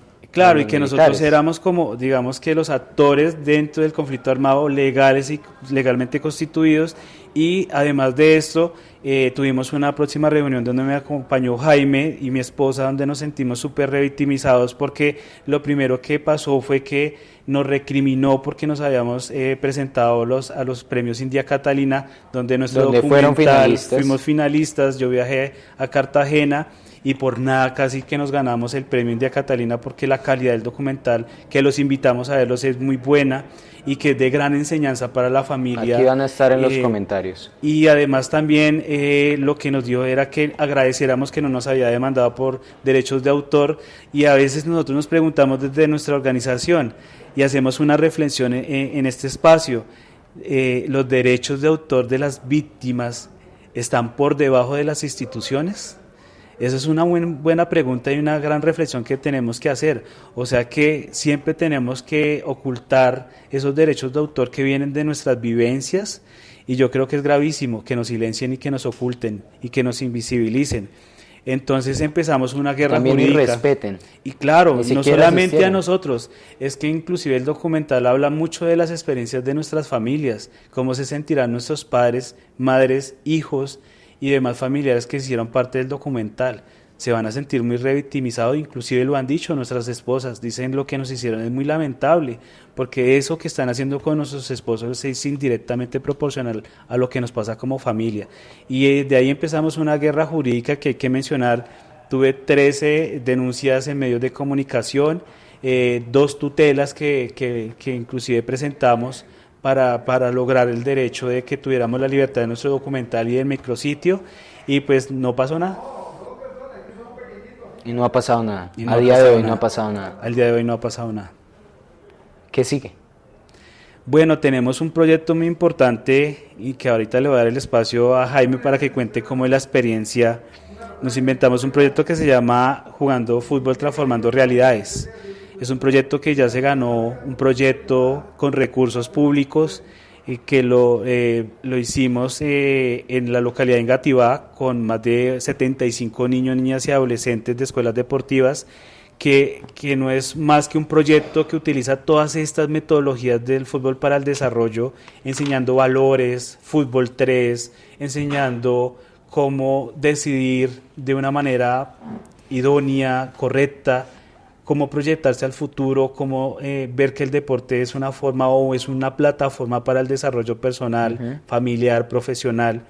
Y digamos que este proyecto ha sido muy bien visto por muchas organizaciones, pero que demanda muchos recursos, ¿no? y que nosotros queremos que siga creciendo porque vamos a ir a muchos niños, niñas y adolescentes que lo necesitan, e inclusive también lo hacemos en universidades. Hemos estado en universidades muy representativas del país, y también lo hacemos en muchas empresas privadas que muchas veces se cansan de que sus empleados tengan como esa posibilidad de ir a recreación, o que sean como muy repetitivas las actividades, que mejor no como contarles una experiencia de vida como la que hemos tenido nosotros, para que ellos trabajen en equipo y fortalezcan esos lazos como colaboradores de una empresa. Ok. Y pues contarle pues que Jaime, que ha sido parte como formador, que ha sentido pues cuando trabaja con todos estos niños, niñas y adolescentes, que le deja como de enseñanza. Bueno, para nosotros es muy gratificante, digamos que todo el proceso que realizamos con el club, primero en nuestra superación personal, o en el caso mío mi superación personal fue muchísima, sí, porque en algún momento cuando vivía esa situación nunca pensé que pudiera volver a correr, que volviera a jugar, sí, y mucho menos de entrar nuevamente a una cancha, poder correr, demostrar esa habilidad que no pensé que se pudiera volver A tener. a tener. Entonces, nace este proyecto, se lleva a cabo con estas actividades, iniciamos procesos de formación donde aquí en el Parque Nacional realizamos un proyecto de fútbol 3 junto con la Fundación Barcelona, donde se impartaron más de 3.000 niños, ¿sí? A nivel de todo Bogotá, que vinieron ahí. Y se aprende una metodología de fútbol 3. Fútbol 3. Sí. Y esa metodología la aplicamos nosotros, recibimos una capacitación de formadores y empezamos a replicarla. Y ya se nos presentan oportunidades para realizar esa replicación con otras entidades, y dentro de eso está el proyecto que realizamos en Engativá, que fue un proyecto muy agradable para los niños. Y Jaime, perdón, ¿y cómo funciona? ¿Qué es el Fútbol 3? Bueno, Fútbol 3 es una metodología donde iniciamos jugando, ¿sí? Pero con unas pautas o con unas limitaciones, ¿sí? Y todos celebramos. ¿Sí? Y posteriormente, al final, hacemos la reflexión de cómo se sintió cuando, digamos, jugaba con el compañero. No, vamos a jugar con un pie amarrado, ¿sí? Vamos a jugar que cuando digan una palabra todo el mundo se tiene que quedar quieto y el equipo contrario debe marcar el Como gol. con unas normas, Sí, unos parámetros. Unos parámetros. Entonces aplicamos eso, y eso es muy impactante para los niños. Ahí uno se da de cuenta cuando salen situaciones, niños que se liberan, que viven en sus casas situaciones de acoso, maltrato familiar, ¿sí? Entonces fue muy impactante eso, porque pues el estado psicológico de los niños, la integración en la sociedad también, el niño de nivel alto con el de nivel bajo, entonces siempre hay ese rechazo entre organizaciones, digamos que indígenas con los normales, entonces siempre se ve ese rechazo, pero al realizar este deporte se ve esa integración, se ve todo eso, y al final todos terminan en un ámbito agradable y todos acogidos al sistema. Entonces eso impacta demasiado en los niños, y eso hace que le quitemos esos actores y que le demostremos a los niños qué es lo que está sucediendo con la guerra, qué sucede con nuestro país. Entonces eso le genera a ellos esa emoción y esa capacidad de reintegrarse y pensar en un mañana mejor para no caer en el conflicto. Muchas gracias. Y también quiero como reforzar lo que dice Jaime, y es que estas metodologías que proporcionan, te cuento que como lo que decían al principio, eso de que no haya un juez, el fútbol 3, de que te permitan establecer las reglas en mutuo acuerdo de los dos equipos y que no las impongan, donde te permiten juguemos con 2 balones o juguemos con 3 balones, o cada gol lo celebramos juntos, todos Sí, tenemos que el penalti bailar, es distinto, que por si ejemplo. tú dijiste una grosería es penalti. Y hay unas tablas, digamos que de calificación, donde están evaluando cada acuerdo que se hace en la cancha. Después el desarrollo del juego se hace como con esas normas, y a la final pues nos sentamos a la reflexión a decir, ¿se cumplieron? ¿No se cumplieron? ¿Cómo se califica usted? ¿Cómo se califica su equipo? ¿Cómo califica el otro equipo? Y a la final de toda esta evaluación, como que al final se cierra diciendo, pues acá aprendimos muchísimo y todos somos ganadores.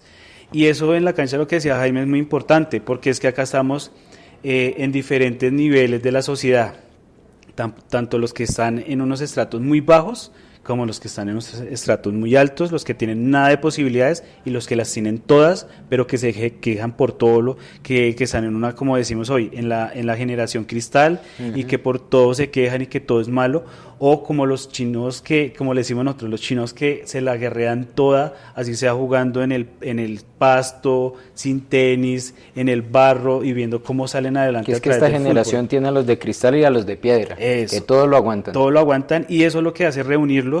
Nosotros tuvimos inclusive con Jaime la posibilidad, estábamos en el mismo equipo y veíamos cómo se aislaban los indígenas y decían, por nuestras creencias no nos permite ni siquiera darnos un abrazo, darnos la mano. Entonces estas metodologías permiten pues que todos nos coloquemos un peto que nos da como una identidad dentro del equipo, y que en el desarrollo del juego, cuando tú ves que un compañerito o una niña, porque hasta inclusive hay unas barreras, porque nosotros también somos unos abanderados del fútbol femenino, nosotros ahí que tenemos ese tema de la equidad de género, nosotros la defendemos a capa y espada, y nosotros vemos que dentro del partido, si una niña hace un gol, le dan 3 puntos. Entonces la niña apenas hace el gol, los niños trabajan para ella, y cuando esta niña hace el gol, todos los indígenas vimos en esa oportunidad que se abrazaban como un solo equipo, y nosotros dijimos, ¿y dónde quedaron esas barreras de la religión, de las creencias, de que yo no abrazo, sino que vimos al final hasta que inclusive se compartían el refrigerio, y al final pues vino Edmilson, que es un gran jugador de Brasil y es un gran jugador del Barcelona de España, que como fundación lo trajeron y les entregaba pues a cada uno una medalla. Ese reconocimiento de entregar una medalla es como ese modelo que hemos nosotros replicado en Jugando Fútbol Transformando Realidades, porque no hay nada bonito sino nos capacitamos, pero formamos a los niños, pero les regalamos un peto y también les regalamos una medalla para que se la lleven de recuerdo. Simbolismo. Y es un simbolismo para decir, esto que ustedes hicieron aquí lo pueden replicar en sus barrios o en sus comunidades. Es un proyecto muy bonito y que debería tener el apoyo, y que a mí me gustaría preguntarles por dónde podemos apoyarlos. ¿Cuáles son esos medios o esos canales que ustedes tienen para recibir, no sé, una donación en caso de necesitar recursos? Sí, nosotros hemos visto que hay una realidad, y es que muchas organizaciones a veces utilizan los recursos de una manera pues equivocada. Nosotros tenemos en Facebook e Instagram, nos pueden encontrar como Club Héroes de Honor, y ahí pueden encontrar todas esas actividades que les hemos contado pues durante toda la entrevista, donde habla de nuestras experiencias, de nuestras historias, pero también cómo desarrollamos este trabajo con esta comunidad como un proyecto de proyecto social.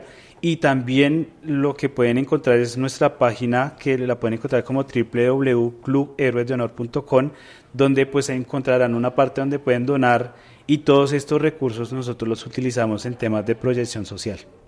Perfecto. Han usado me habías dicho de un Baki. Claro, y también queremos aprovechar esta oportunidad de invitar a todos los colombianos que de cualquiera de los ingresos que quieran apoyar esta iniciativa para apoyar a estos niños, estos niñas y adolescentes, a estos nuevos héroes que han quedado en los campos minados heridos y los quieren apoyar para que nosotros sigamos haciendo este impacto social, pueden utilizar ese backing que van a encontrar dentro de esta entrevista, y cualquiera que sea esa ayuda, ese apoyo, lo pueden enviar al Club Héroes de Honor, y créanme que dentro de muchos proyectos que tenemos contemplados van a ver esos resultados prontamente. Muchas gracias, Nelson. Yo te quería preguntar, ¿qué papel ha jugado el gobierno actual, el gobierno Petro? ¿Qué papel ha jugado con ustedes? Pues realmente desde que inició el proceso, en mi caso personal, no sé, Jaime, qué pueda decir, hemos tenido muchas dificultades, hemos tenido que acudir, pues yo creo que los gobiernos anteriores, este ha sido el que más nos ha tocado acoger al tema legal de derechos de petición, de tutela, e inclusive nuestras familias y nosotros nos sentimos, inclusive lo digo hoy, en representación de todos los militares, que somos más de 475,000 víctimas que fuimos parte de la fuerza pública, nos sentimos revictimizados con el convenio 056 que pretende el presidente y el ministro de Defensa llevar a los guerrilleros excombatientes de las FARC para que tengan los mismos servicios médicos dentro del hospital militar. A nosotros nos parece que es la peor revictimización que nos pueden hacer como víctimas, y daremos toda la pelea jurídica para que ni nosotros ni nuestras familias sean atendidos allá y que los igualen con nosotros como héroes, como víctimas. Y hay algo que hay que mencionar, y es que la 1448 de la Ley de Víctimas dice algo muy claro: ningún victimario podrá ser llamado víctima. Sí, digamos que eso no, digamos que el apoyo con el gobierno actual no ha sido el más fácil que diga, ¿sí? Siempre que hemos tocado, pues la puerta se ve como una barrera. Y aparte de eso, como lo estaba comentando Nelson, con esta situación ahorita que estamos viviendo y que realmente nos empieza a afectar muchísimo, porque ya, digamos, empieza a ser pública de que van a hacer ese proceso y que lo van a solicitar integrar, y no se dan de cuenta de que yo les decía la afectación que puede causar psicológicamente en nosotros y en nuestros seres queridos, ¿sí? Porque digamos, en el caso de llegar a que tenga que el que fue el victimisario de mi papá, o sea, lleguen los hijos, fue el victimisario de mi papá, lo están atendiendo en la misma habitación con mi papá. Entonces sería un impacto social, psicológico, ¿sí? Revictimizar, revivir esas heridas que ya se han ido, a pesar de que están, porque por el resto de nuestra existencia va a existir una discapacidad, por el resto de la existencia de nuestros hijos va a estar ese significado en la memoria de que mi papá fue víctima del conflicto armado y que fue por esto, fue por un artefacto explosivo que sembró un grupo armado. Y encima por uno de esos integrantes que hoy está compartiendo. Y que hoy en día va a estar compartiendo con él ahí en la habitación, ¿sí? Que el hijo... hasta prioridades, se podría decir. Que de pronto el hijo llegue a ser atendido en la misma habitación con el que le causó la lesión al papá. Entonces eso es un impacto psicológico, una revictimización que a nosotros hemos sufrido mucho, porque es que aparte de que nosotros somos las víctimas directas de la situación. Yo tengo una teoría, y es que esto puede servir como una política que después se va a volver de odio, porque esto va a generar conflicto sí o sí dentro de la clínica y con todas las personas que estén dentro, los pacientes o los familiares de los pacientes. Esto va a crear resentimiento, esto va a crear rabia. ¿Y en qué podría terminar esto? Digamos que hoy en día el país está empezando a vivir una etapa, y si nosotros nos vamos a verlo, ¿sí? Se está volviendo a vivir una época de Pablo Escobar, ¿sí? Al paso que va el país, entonces ya no hay un solo grupo armado entre la ley, sino que ya hay varios, donde ya pelean territorios, donde ya afectan a la población civil sin importar, ¿sí? En la ciudad, acá en la ciudad ya se está viendo también ese tema, y ya afectó al sistema del gobierno, ¿sí? Ya se ve en el gobierno ese tema de individualización, ¿sí? De que ya tiene que ser igual de valorado el delincuente, digámoslo así, que está haciéndole tanto daño al Estado, a la persona que realmente quiere brindar un servicio o un beneficio al Estado, ¿sí? Entonces está nuevamente ese proceso, y que no sabemos a dónde va a llegar. Y creo que para finalizar uno se pone a hacer la reflexión, que es donde yo he interiorizado mucho. Inclusive hoy vamos a radicar nuestra tutela, en la cual 10 integrantes del club categóricamente y a través de muchas de nuestras experiencias y de nuestras voces nos oponemos jurídicamente al convenio 056 del Ministerio de Defensa, donde estamos dando nuestra opinión de cómo va a terminar esto, de cómo en un espacio se pueda preferenciar a un guerrillero, a una víctima que fue de la fuerza pública, que puede generar entornos de violencia, de agresión por parte de nosotros hacia ellos, o inclusive pueden haber problemas de seguridad de ellos en contra de nosotros y nuestras familias, porque vamos a compartir el mismo espacio y no sabemos si nos sigan, sepan dónde son nuestras residencias y puedan hacer un atentado. Entonces, ¿qué políticas de seguridad vamos a tener? Y más allá, hago una reflexión todavía más grave. Esas personas van a llegar en camionetas y van a llegar escoltados con su sistema de seguridad, y nosotros vamos a llegar en una buseta, en un Transmilenio, inclusive caminando para subir al hospital militar, esa loma, mientras ellos van a tener todas estas preferencias y los van a atender inclusive que hasta primero que nosotros. Que es que hasta ellos les llegan con todas las comodidades. Y inclusive hasta le puedan dar mejor tecnología que nosotros. Nosotros decimos, hasta allá va a ser la calidad del régimen especial que nosotros tenemos. O sea, el mensaje para los colombianos va a ser, sea terrorista, sea delincuente, acabe el país y su premio y sus beneficios si van a ser... sale herido, y si le va a sale ir herido mejor que o inclusive ni siquiera siendo herido, porque esto lo ven a mediano plazo, después puedan atender a cualquiera. Si usted fue un grupo armado, entonces también va a gozar del régimen especial y le vamos a dar todos los beneficios de un militar el cual entregó hasta su vida a un delincuente que desangró al país. Ese es el mensaje que le vamos a dar a nuestros jóvenes y colombianos, que de ser delincuente paga. Digamos que es lo que yo les comentaba anteriormente, y es que el mensaje que estamos dando a la sociedad, a nuestros niños, a nuestros adolescentes hoy en día es: sea delincuente, inicie un proceso de desangrar el país, de causarle daño a la sociedad, siéntese a negociar con el Estado y obtenga unos beneficios. Entonces ya no es ser pilo paga, sino Ser delincuente paga. ser delincuente paga. Entonces eso no Y sé a dónde está llegando ese mensaje. Jaime Nelson, quiero que den un mensaje. ¿Cuál es el mensaje para mi generación? El mensaje de: esta es la historia, reconstruyamos la historia y cómo debería ser consagrada la historia. Pues un mensaje para la nueva generación. Deben conocer la historia, como decían muchas veces, para no repetirla. Nosotros somos unos defensores de las víctimas que hicimos parte de la fuerza pública, construyendo la memoria de las voces como son. Y deben de aprender de esta experiencia para que no se vuelva a repetir otros 50 años de conflicto armado como lo estamos viviendo nuevamente en este 2024.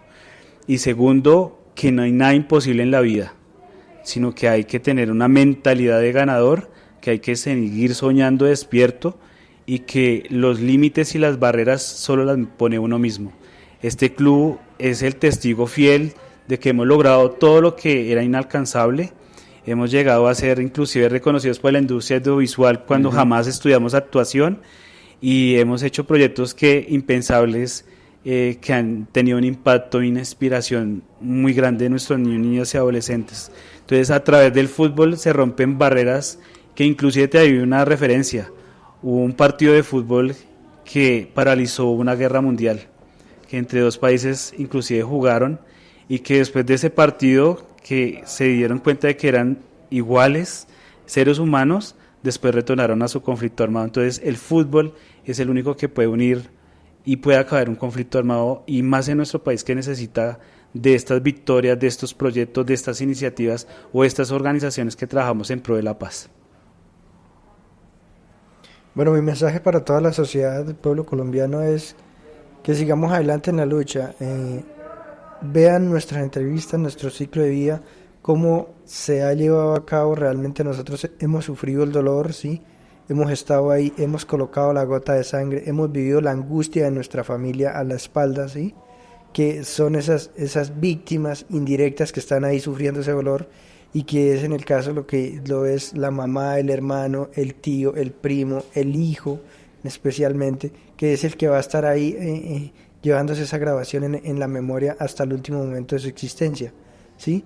Entonces los invito a construir una nueva Colombia, a construir un nuevo proyecto de vida, a luchar por seguir adelante, ¿sí?